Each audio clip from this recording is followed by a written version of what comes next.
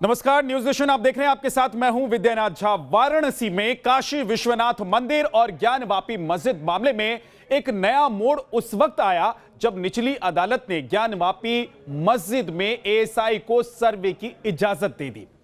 इस फैसले को लेकर अलग अलग तबकों से अलग अलग राय सामने आई और इसी बहस से एक बार फिर उठा जिक्र 100 फीट के शिवलिंग का। जी हां, वही शिवलिंग जिसका जिक्र 7वीं शताब्दी में चीन के ट्रेवलर वेन सांग ने किया था। क्या है इस 100 फीट के शिवलिंग की कथा? 7वीं शताब्दी में वेन सांग ने ऐसा क्या देखा था जिसे देख उन्होंने काशी को एक महान और अद्भुत नगर करार दिया था? आज इतिहास के पन्नों को हम खंगालेंगे, आपके सामने रखेंगे वो तथ्य जो इशारा करते हैं कि काशी में आज जहां मंदिर और मस्जिद का विवाद है, वहां कभी विशालकाय 100 फीट का शिवलिंग हुआ करता था।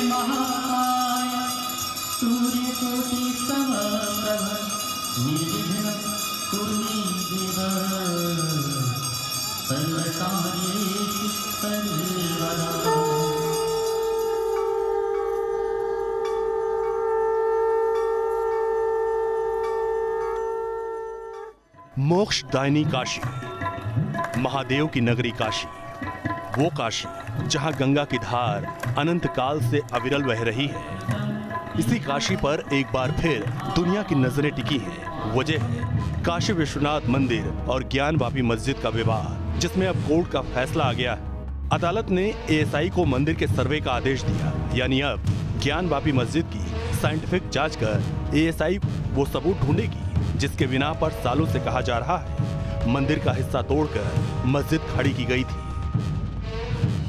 किसी के लिए यह फैसला सत्य की खोज की तरफ पहला कदम है, तो कोई इस फैसले के खिलाफ आवाज उठाने का दम भर रहा है। लोगों को यह भी उम्मीद है कि इस सर्वे से सामने आएगा 100 फीट के शिवलिंग का सच।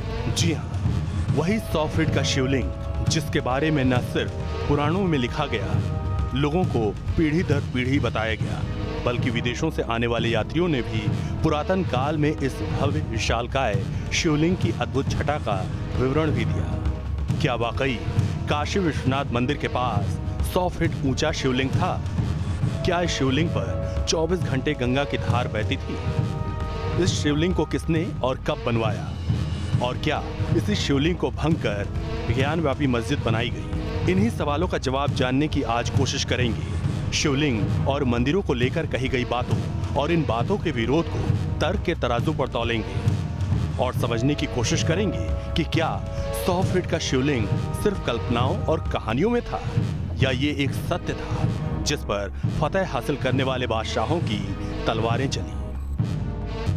काशी में 100 फीट के शिवलिंग को लेकर एक प्रमाणिक कथन मिलता है। चीन के यात्री और शोधकर्ता ह्वेनसांग 7वीं शताब्दी में भारत आए थे। भारत यात्रा के दौरान ह्वेनसांग काशी भी पहुंचे थे। काशी में ह्वेनसांग ने जो समय व्यतीत किया उसके बारे में अपनी किताब Buddhist record of western world में उन्होंने लिखा।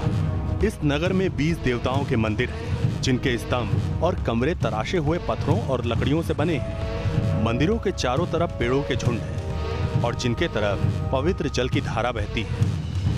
यहीं पर महेश्वर देवता का तकरीबन 100 फीट ऊंचा निर्माण है, जो तांबे से बनाया गया है। ये देखने में बिल्कुल जीवंत और भव्य लगता है। ह्वेनसांग की किताब के चैप्टर में देवता महेश्वर का जिक्र है। महेश्वर भगवान शिव का ही एक और नाम है। अगर ह्वेनसांग के वृत्तांत को सही माने तो 7वीं शताब्दी तक 100 फीट का शिवलिंग काशी में स्थापित था। ज्ञानवापी मस्जिद इस वृत्तांत के तकरीबन 1000 साल बाद बनी। इसी वजह से सवाल उठ रहे हैं कि क्या औरंगजेब ने शिव मंदिर का हिस्सा तोड़कर ज्ञानवापी मस्जिद बनवाई?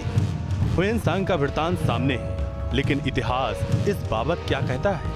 क्योंकि इतिहास ही तर्क का आधार भी है। इसी वजह से न्यूज नेशन ने ह्वेनसांग के वृत्तांत और उनके काम को करीब से समझने वाले इतिहासकारों से संपर्क साधा और समझने की कोशिश की कि क्या वाकई ह्वेनसांग ने 100 फीट का शिवलिंग ही देखा था। हुनसेंग जो कि 7वीं शताब्दी में एक जो चाइनीज़ थे, जो चीन के व्यक्ति थे, जिन्होंने यात्रा करी और बहुत लंबे समय तक जिन्होंने भारत में अपना समय बिताया और बहुत लिखा। उस समय का उन्होंने कहा है कि जो 100 फुट की जो है वहाँ पे शिवलिंग था और उसके ऊपर से जो है गंगा की धारा उसके ऊपर से बहती थी।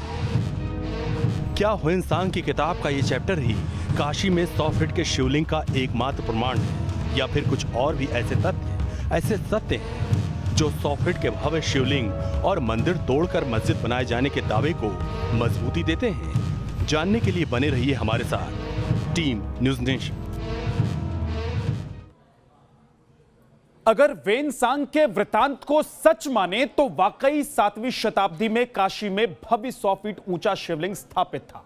ह्वेनसांग कोई कल्पना या झूठ लिखेंगे, ऐसा शक जाहिर करने में भी कई वजह या कोई प्रमाण नहीं मिलता है इसका, लेकिन सिर्फ ह्वेनसांग का वृतांत ही नहीं बल्कि अपनी आंखें खोलकर देखें तो कुछ ऐसे चिन्ह मिलते हैं जो इशारा करते हैं कि जहां आज ज्ञानवापी मस्जिद है वहां कभी शिवलिंग या फिर महादेव का मंदिर हुआ करता था। क्या है वो चिन्ह और इन प्रतीकों को लेकर क्या दावे किए गए, आइए आपको दिखाते हैं। चाहे कनखल का दक्ष मंदिर हो या फिर केदारनाथ धाम, चाहे प्राचीन जागेश्वर धाम हो या फिर सोमनाथ मंदिर, जब जब भक्त शिवलिंग की पूजा अर्चना करते हैं तो शिवलिंग से पहले होते हैं नंदी दर्शन। वो नंदी जो भगवान शिव के सेवक, शिव धाम के रक्षक माने जाते हैं। वो नंदी जिनके आशीर्वाद भर से मन्नतें पूरी होने की मान्यता है। वो नंदी जिनका नाम महादेव की हर कथा में सुनाया जाता है। काशी में भी विश्व सेवक नंदी की एक ऐसी ही भव्य प्रतिमा स्थापित है। नंदी की ये प्रतिमा ज्ञान व्यापी मस्जिद से तकरीबन 25 से 30 मीटर दूर है। लेकिन यहाँ गौर करने वाली बात 25 मीटर का फासला नहीं बल्कि नंदी का मुख है। आप जब भी भगवान शिव के किसी शिवलिंग को गौर से देखेंगे तो आपको पता चलेगा कि वह नंदी का मुख हमेशा शिवलिंग की तरफ होता है, यानी शिवलिंग के ठीक सामने नंदी स्थापित रहते हैं। मंदिर निर्माण और धार्मिक मान्यताओं के मुताबिक शिवलिंग और नंदी की प्रतिमा के बीच 11.25 फीट की दूरी होनी चाहिए। अब इसी हिसाब से अगर आप ज्ञान व्यापी मस्जिद की तरफ मुख करे नंदी पर गौर करेंगे तो सामने आएगा ज्ञान व्यापी मस्जिद और नंदी प्रतिमा के बीच 25 फीट की दूरी है और मान्यताओं के मुताबिक 11.25 फीट की दूरी पर शिवलिंग और नंदी के बीच की दूरी होनी चाहिए। और तीसरी सबसे बड़ी बात कि नंदी का मुख हमेशा शिवलिंग की ओर होना चाहिए। इसी वजह से सवाल उठ रहे हैं, क्या नंदी का मुख जिस दिशा में है उसी दिशा में वो मंदिर था जिसे तोड़कर ज्ञान व्यापी मस्जिद बनाई गई? नंदी और मस्जिद की दूरी और धार्मिक मान्यता के मुताबिक नंदी प्रतिमा की दूरी में भी बहुत फर्क नहीं है। तो क्या ये माना जाए कि मंदिर तोड़कर मस्जिद बनाए जाने का दावा सही है? और क्या ASI की साइंटिफिक सर्वे से ये दावा सच भी पाया जाएगा? इस दावे का समर्थन करने वाले नंदी के साथ ही साथ कुछ और तर्क भी सामने रखते हैं और बार बार यही कहते हैं कि ज्ञान व्यापी की जमीन ही नहीं बल्कि उसके ढांचे में भी मंदिर के चिन्ह मौजूद हैं। लगभग 1828 के समय 1828 के समय बनारस के घाटों का और बनारस के मंदिरों का सबका हाथ से चित्र बनाया गया, ड्राइंग बनाई गई है। जेम्स प्रिंसेप जो यहाँ पर एक टकसाल का मालिक था, बहुत बड़ा जानकार, कई फील्ड का जानकार था, जिसने ब्राह्मी लिपि को पढ़ा, जिससे अशोक के बारे में पता चला, उसने ही इस तरह ये पुस्तक लिखी है। और उसमें उसने ज्ञानवापी के बारे में भी लिखा है। ज्ञानवापी की मस्जिद जो है वह किस तरह से एक हिंदू मंदिर था, शिव मंदिर था, जिसको औरंगज़ेब ने जो है तोड़ दिया था। मंदिर का पूरा जो आर्किटेक्चर है वो जस का तस मंदिर जैसा आर्किटेक्चर बना हुआ है। फिर उसमें एक जैसे कोई ज़बरदस्ती ऊपर से मस्जिद का रूप देते हुए कुछ मीनार बना दिया है और कुछ डोम बना दिया है, कुछ गुंबदनुमा बनाया है। अब इस विवाद को सुलझाने की कुंजी ASI के सर्वे में छिपी है। ASI ही वो सबूत निकाल कर लाएगी जो बताएंगे क्या वाकई ज्ञान व्यापी मस्जिद ही है या फिर एक हिंदू मंदिर जिसे तोड़कर मस्जिद की शक्ल दे दी गई। Team news nation. काशी में 100 फीट के शिवलिंग के सच को इतिहास और आज के तथ्यों के आधार पर अब तक हम तर्क के तराजू पर तोल चुके हैं। जैसे जैसे 100 फीट के शिवलिंग और ज्ञानवापी मस्जिद की हकीकत को समझने की कोशिश सामने आ रही थी, उसके साथ ही साथ नए दावे, नई बातें भी सामने आ रही थी। काशी में 100 फीट के शिवलिंग और ज्ञानवापी मस्जिद को लेकर धर्मगुरु और इतिहासकारों ने भी कई ऐसी बातें कही जो मंदिर के दावे का समर्थन करती हैं। क्या हैं ये नए दावे और कितना है इन दावों में दम, ये भी आपको दिखाते हैं। 100 फीट के शिवलिंग का सच क्या? औरंगजेब ने हिंदू मंदिर तोड़ा। मस्जिद में अब भी मौजूद है मंदिर के निशान। काशी की ज्ञानवापी मस्जिद और एक पुराने मंदिर को लेकर बहस में लगातार सवालों की एंट्री हो रही है। अदालत से एएसआई के सर्वे की इजाजत मिलने के बाद मंदिर का दावा करने वाले लोग एक एक कर सामने आ रहे हैं और इन्हीं जुबानों से मिल रही है 100 फीट के शिवलिंग को लेकर नई जानकारियां। हिंदू धर्मगुरु आचार्य चक्रपाणी तो पुराणों से इस दावे का समर्थन करने वाले तथ्य सामने लाते हैं। भगवान शिव जो समन्वय के प्रतीक है, भगवान शिव जो आदि काल से जो जिसकी पूजा होती आ रही है, जो अनंत है, भगवान शिव के जब वो करने के लिए जब शिवलिंग की नापने की हुई तो नीचे और ऊपर जब पाताल लोक में जब ब्रह्मा और विष्णु ने पता किया, देखा अनंत है, तो उनका कोई छोर नहीं है भगवान शिव का। तो शिव की पूजा प्राचीन काल से चली आ रही है और प्राचीन काल से शिव ही इस सृष्टि के संहार करता है और सृष्टि को चलाने वाले हैं। तो भगवान शिव जो त्रिनेत्र धारण किए हुए हैं, तो ऐसे भगवान शिव का और जो काशी जो हमारे 12 ज्योतिर्लिंग है, उसमें भगवान काशी विश्वनाथ जी का विशेष महत्ता है। काशी में महादेव के मंदिर सिर्फ मान्यता ही नहीं बल्कि इतिहास के पन्नों का भी हिस्सा है। कई यात्रियों, कई इतिहासकारों ने काशी और महादेव की आस्था के महत्व को अपनी किताबों में लिखा है। इतिहासकार गीता भट्ट भी कहती हैं कि ज्ञानव्यापी मस्जिद की एक दीवार पर गौरी शंकर की प्रतिमा थी, जहां स्थानीय महिलाएं लंबे वक्त तक तिलक करती थी। ज्ञानव्यापी मस्जिद में तो प्रत्यक्ष रूप से अगर आप वहां जाएंगे तो आपको दिखाई देगी, जो मस्जिद की जो दीवार है उस पर जो है गौरी शंकर की एक प्रतिमा थी, जिस पे पहले लोग वहाँ भी महिलाएं टीका करने जाया करती थी। तो और इतने प्रमाण हैं इस बात के कि उसे तोड़ के वहाँ बनाया गया है, बिल्कुल सटी हुई वो है। और जहाँ दिखते हैं वहाँ से कि जो वहाँ के लिए हुए चित्र हैं, जिनमें साफ दिखाई दे रही है विभिन्न भाव भंगिमाओं में जो है भारतीय संस्कृति की एक प्रतिबिंब वहाँ दिखाई दे रहा है। साल 1669 में ज्ञानव्यापी मस्जिद को खड़ा किया गया था। तब से लेकर आज तक 350 साल का वक्त बीत चुका है। साल 1991 से अदालत तक मामला पहुंचाने के सिलसिले में 2019 में जाकर एएसआई के सर्वे की मांग की एंट्री हुई और अब एएसआई के सर्वे के नतीजे पर सबकी नजरें टिकी हैं। 2019 से लगातार हिंदू पक्ष ये मांग करता रहा है कि archaeology of survey of India से इस पूरे परिसर की जांच कराई जाए, क्योंकि जो हिंदू पक्ष है उसका मानना है कि यहाँ पर मंदिर था जिसे तोड़कर मस्जिद का रूप दिया गया। और इस दलील को मानते हुए बहस पूरी हुई 2 अप्रैल को और 8 अप्रैल 2021 ये ऐसी तारीख है जहाँ पर जो फास्ट ट्रैक कोर्ट ने आदेश दे दिया कि भारतीय पुरातत्व विभाग और उत्तर प्रदेश का पुरातत्व विभाग ये सर्वे करें यहाँ पर कि आखिर यहाँ पर जो हिंदू पक्ष के दावे हैं उसमें कितनी सच्चाई है। एएसआई को दिए गए आदेश के मुताबिक 5 लोगों की एक्सपर्ट टीम बनाई जाएगी जो ज्ञानव्यापी मस्जिद परिसर के चप्पे चप्पे का निरीक्षण करेगी। जरूरत पड़ी तो कथित चिन्हों और प्रतीकों की शायद कार्बन डेटिंग भी की जाए। जब तक एएसआई की पहली रिपोर्ट नहीं आती तब तक मंदिर और मस्जिद की इस बहस में सुलगते बयानों के आने का सिलसिला जारी रहेगा। Team news nation. मंदिर तोड़कर मस्जिद बनाए जाने का दावा करने वाले पक्ष के अपने दावे हैं तो ऊपरी अदालत में फैसले को चुनौती देने का भी दम भरा जा रहा है।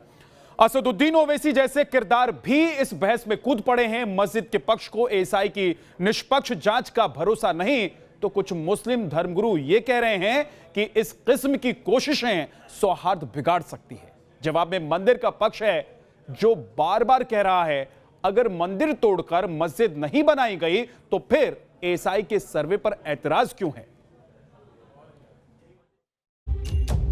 मंदिर मस्जिद पर वार पलटवार।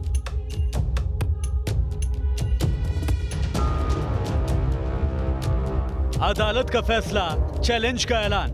ज्ञानवापी मस्जिद पर बहस अब हाई वोल्टेज हो चली है। सबके अपने अपने मत है। किसी को फैसले की खुशी है तो कोई फैसले के पीछे एविडेंस को नकार रहा है। मस्जिद पक्ष के साथ ही AIMIM जैसे सियासी धड़े और बाबरी मस्जिद एक्शन कमेटी भी इस सरगर्मी का हिस्सा बन गई है। बाहर वार पलटवार है तो अदालत में कानूनी लड़ाई लड़ने वाले वकीलों की भी जुबानी बयान की तलवारें अब निकल चुकी हैं।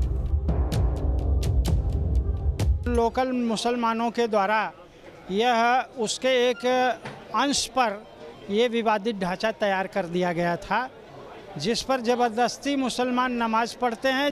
ये अनुमति पुरातत्व विभाग को जो दे दी गई है, अभी इस स्टेज पर नहीं दी जानी चाहिए थी।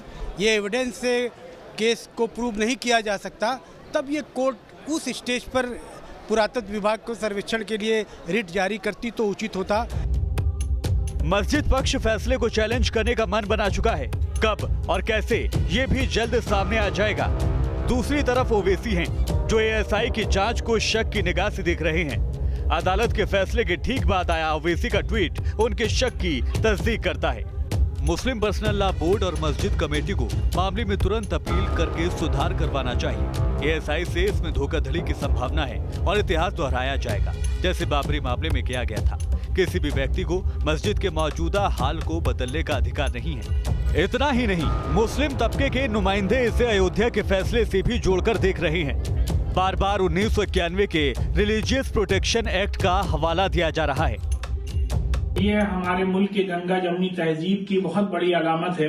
अयोध्या के केस के जजमेंट के बाद अब इस किस्म की कंट्रोवर्सी की कोई भी जगह नहीं है। देश में जो भी इबादतगाह 15 अगस्त सन 47 को जिस मजहब के द्वारा वहाँ पूजा हो रही थी, उसी की पूजा जारी रहेगी। किसी न्यायालय को ये अख्तियार नहीं है कि वो उस 15 अगस्त 47 की स्टेटस को चेंज करने के कोई दावा कबूल करे। बयानों की इस बरसात के बीच एक और चौंकाने वाली खबर सामने आई। खबर ये कि मंदिर पक्ष के एक वादी को जान से मारने की धमकियां दी गई।